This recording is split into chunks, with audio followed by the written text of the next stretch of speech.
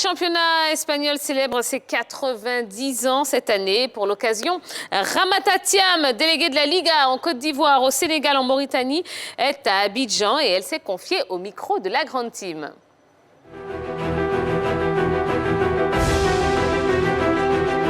Depuis quand la Liga est représentée en Afrique ? La Liga est présente en Afrique depuis 5 ans maintenant. Les premiers locaux, c'était en Afrique du Sud. Et petit à petit, on est passé à cette délégation qu'on est aujourd'hui, qui couvre 21 pays. Pourquoi une représentation de la Liga en Afrique ? C'est très simple parce qu'on a beaucoup de fans à la Liga sur le continent, en première partie. En deuxième partie, parce qu'il y a du talent sur le continent africain, cela n'est plus à prouver.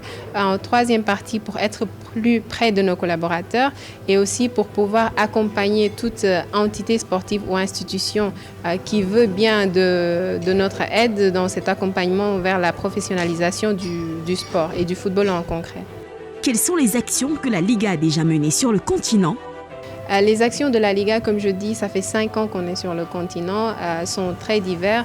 On a eu à signer des accords avec différentes fédérations tout au long du continent, avec la Nigériane, au Cameroun, avec la COSAFA. Donc cela signifie par exemple des formations techniques pour les entraîneurs, mais aussi on a eu à faire des cliniques pour les joueurs. On a eu à faire aussi quelques sessions de scouting. Tout ça, c'est la partie technique. Mais comme je dis aussi, la Liga est ici sur le continent pour ses fans. On a eu à organiser différents événements comme des fan zones durant des matchs phares comme le Classico, les derbies. À quoi doit-on s'attendre pour la célébration des 90 ans de la Liga ? La 90e saison de la Liga, ou la Liga aujourd'hui, on doit s'attendre à l'excellence, comme on le fait toujours, au renouvellement du jeu, de la technologie. On est toujours en train d'innover parce que la Liga, c'est au-delà du football, c'est l'innovation, c'est le divertissement, c'est l'engouement chez les fans.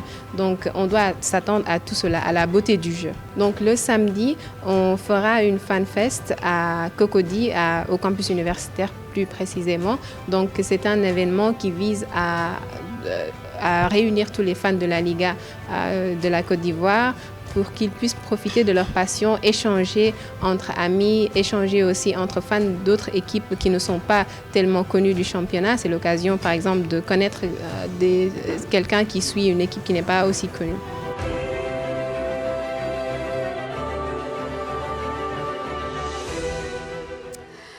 Voilà, c'était Ramata Thiam, déléguée donc de la Liga en Côte d'Ivoire, et elle sera sur le plateau de la grande team ce jeudi pour nous parler de la Liga et de son apport aussi sur le continent africain. Voilà, c'est une invitée donc qu'on recevra ce jeudi.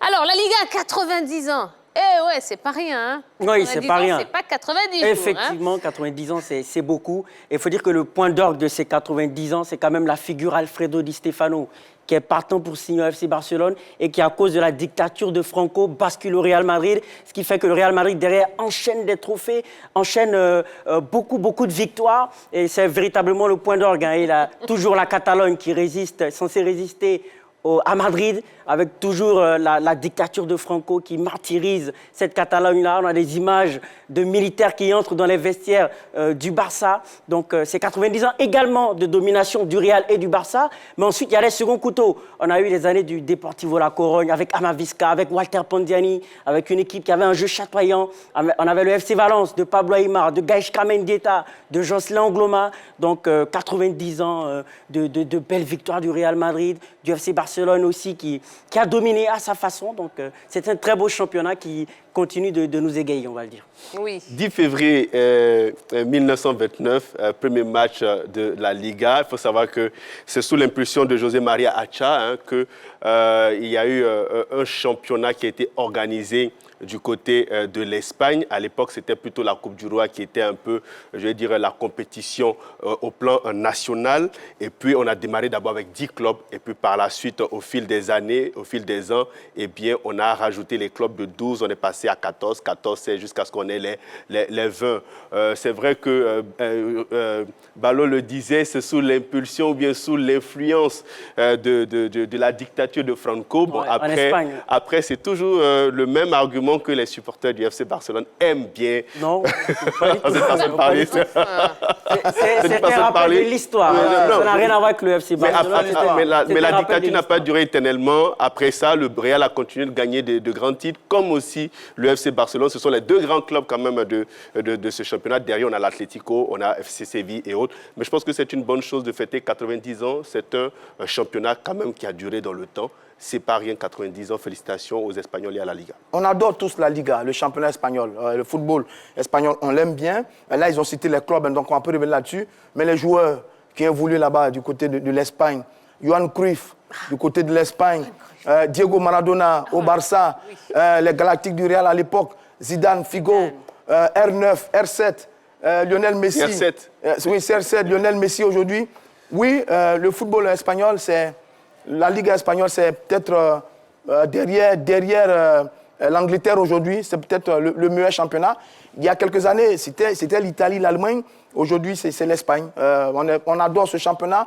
Le football est technique, le football est ouvert, il n'est pas fermé. Il y a de formidables phases de jeu.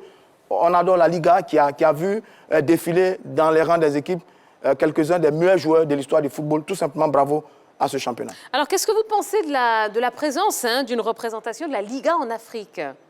Peut-être nous, si on va penser à une représentation de la Ligue ivoirienne du côté de l'Espagne, bon, ah bon? Rigoler.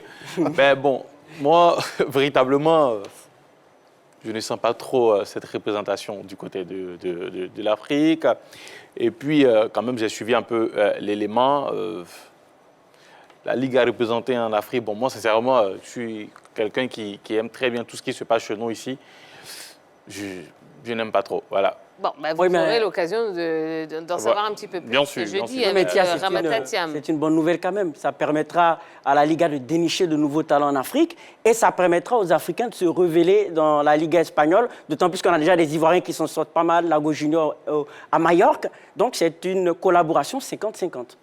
Bon, la Liga qui va dénicher des talents, je me demande comment ça va bien se passer. Parce que la Liga n'est pas quand même un centre de formation ni un club. La Liga, c'est une fédération, c'est une ligue qui reçoit les clubs espagnols et puis qui organise le championnat. Peut-être qu'en termes de collaboration, eh bien, Mme Ramata Thiam l'a dit, eh bien, ils vont apporter une aide dans le développement, peut-être dans la structuration de nos ligues ici. Oui, à ce niveau, ça peut pourquoi pas être bénéfique. Sinon, en dehors de ça, je ne vois vraiment pas l'intérêt aider les clubs espagnols à faire du repérage au niveau du football africain. Le travail de la fédération. C'est pas le travail de la fédération. Ils peuvent le faire. Ils peuvent le faire, oui, peut-être, mais c'est vraiment pas le travail de la fédération. Ne parlez pas tous en même temps. Alors, je dis... En 30 secondes. Est-ce que la Liga espagnole communique bien sur le continent africain?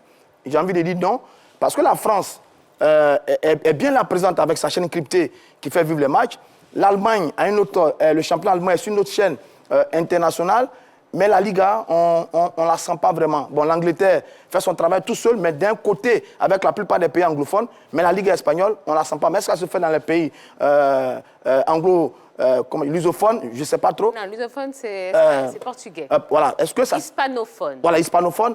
Est-ce que ça se fait vers ces pays-là? Je ne sais pas trop. Mais dans tous les cas, on a le sentiment que les autres championnats communiquent très bien sur le continent africain. Mais la Liga, on ne le sent pas. D'accord. Bon, ben, de toute façon, on aura l'occasion de poser toutes les questions à Mme Ramata Thiam, donc la déléguée de la Liga en Côte d'Ivoire, au Sénégal et en Mauritanie. Ce sera ce jeudi. Donc, préparez également vos questions parce que vous aurez l'occasion de lui en poser via la page Facebook de la 3.